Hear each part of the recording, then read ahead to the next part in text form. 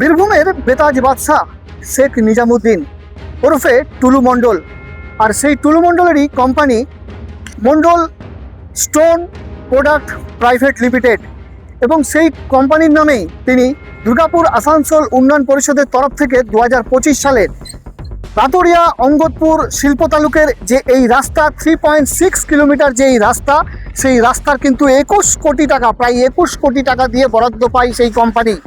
দীর্ঘ কয়েকদিন কাজ করার পরে থমকে যায় সেই কাজ। রাস্তার অবস্থা আগেকার মতনই বেহাল অবস্থায় পরিণত হচ্ছে দিনের পর দিন।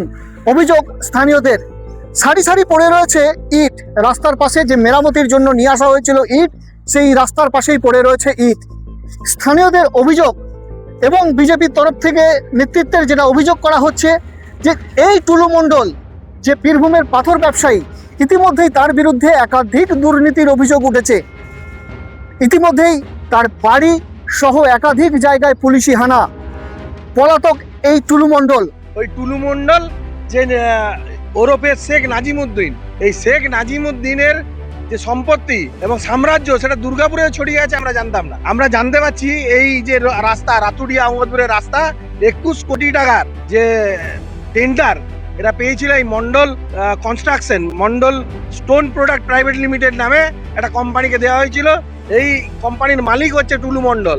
আর 2025 সালে টুলু মণ্ডল এই কনস্ট্রাকশনটা মানে এই কাজের টেন্ডার পায়। আর এই রাস্তায় জানি না এখানে কত দুর্নীতি হয়ে আছে, কি চুরি করেছে কি চুরি করেনি। এই যে রাস্তায় দেখছেন পাথর পড়ে রয়েছে, এই পাথর ওইখান থেকে নিয়ে এসছে, আর তার মধ্যে বহু দুর্নীতি আছে। আর এই রাস্তার যদি সঠিক তদন্ত করা হয় তাহলে দেখবেন যে ওই পাথরগুলোর দুর্নীতির সঙ্গে যুক্ত আছে, চুরির সঙ্গে যুক্ত আছে, ওই পাথরই এখানে ব্যবহার হয়েছে। বহুদিন ধরে থেমেই আছে কাজ।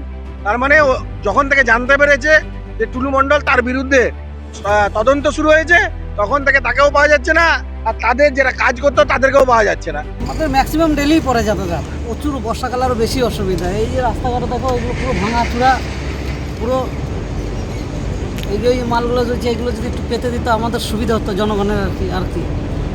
তাহলে এই বর্ষাকালটা জনগণের সুবিধাই হতো। আজ বন্ধ আছে অনেক দিন ধরে, তাও মাঝে এই খোয়া টোয়া ফেলে তাও একটু ঠিক ছিল। এখন তো সেই আবার সেই বন্ধ হয়ে গেছে। রাস্তাঘাট ভালো হলে আর আমাদের জনগণেরই সুবিধা আর কি। বন্ধ হয়েছে কাজগুলো, কি আবার এখন আবার ডুবাডুবি হয়ে যাচ্ছে, তাতে মানুষের একটু অসুবিধা হচ্ছে। আপনি কি এখানে করেন? হ্যাঁ, সেন্টারে দেখাচ্ছি। প্রত্যেকদিন যাতায়াত করেন? হ্যাঁ, প্রতিদিন যাবো। কতদিন থেকে কাজ বন্ধ আছে? তো আজ ধরুন আন্দাজে এখন 2-3 মাসের তো হয়ে যাবে, 2 মাস। আদৌ কি এই কাজ সম্পূর্ণ হবে? যদিও বিজেপি বিধায়কের অভিযোগ অতি সত্বর এডিডিএর সঙ্গে বসে এই কাজ সম্পূর্ণ করার কাজ তারা চেষ্টা করবেন। দুর্গাপুরের শহরের একটা ইন্ডাস্ট্রিয়াল সেকশনের রোড 21 কোটি টাকা দিয়ে টেন্ডার নিয়েছেন, অথচ রোডটা এখনও ওইরকম ভগ্ন দশা হয়ে পড়ে আছে। তাহলে কারা টেন্ডার দিলেন? যখন টেন্ডার বিড করছে তখন তারা টেকনিক্যাল বিড খোলেন, তাদের তো এগুলো পরীক্ষা নিরীক্ষা করে দেখা উচিত। আগে সরকার যে কাজ করেছে, যে কোনো ফাইল খুলবেন সেই ফাইলে এই জন্য দুর্নীতি বেরোচ্ছে। এরা কোনো জিনিসটাকে সুষ্ঠুভাবে দেখেননি। কারো অ্যাকাউন্টেবিলিটি চেক করা, তার আইটি রিটার্ন ঠিক আছে কিনা, তার অ্যাকাউন্টেবিলিটি ঠিক আছে কিনা, কোনোটাই পরীক্ষা করে দেখেন। শুধু তারা এই জিনিসগুলোর উপরে করেছেন যে টুলু মণ্ডল ভাইপোর লোক, যেখানে পিসি ভাইপোর লোক থেকেছে সেখানেই দুর্নীতি হয়েছে। আসানসোল দুর্গাপুর ডেভেলপমেন্ট অথরিটিতে এই কমপ্লেন এসেছে। আমরা আসানসোল দুর্গাপুর ডেভেলপমেন্ট অথরিটিতে 2 বিধায়ক সহ ডিএম পশ্চিম বর্ধমান বসে এডিডিএর নতুন সিও সোমবার জয়েন করছে। এই বিষয় নিয়ে আমরা মিটিং করে বাকিটা সমাধান করি। দুর্গাপুর থেকে সাধন রুজের রিপোর্ট, 99 নিউজ বাংলা। আপনারা দেখছেন 99 নিউজ বাংলা। বদলাবো আমরা।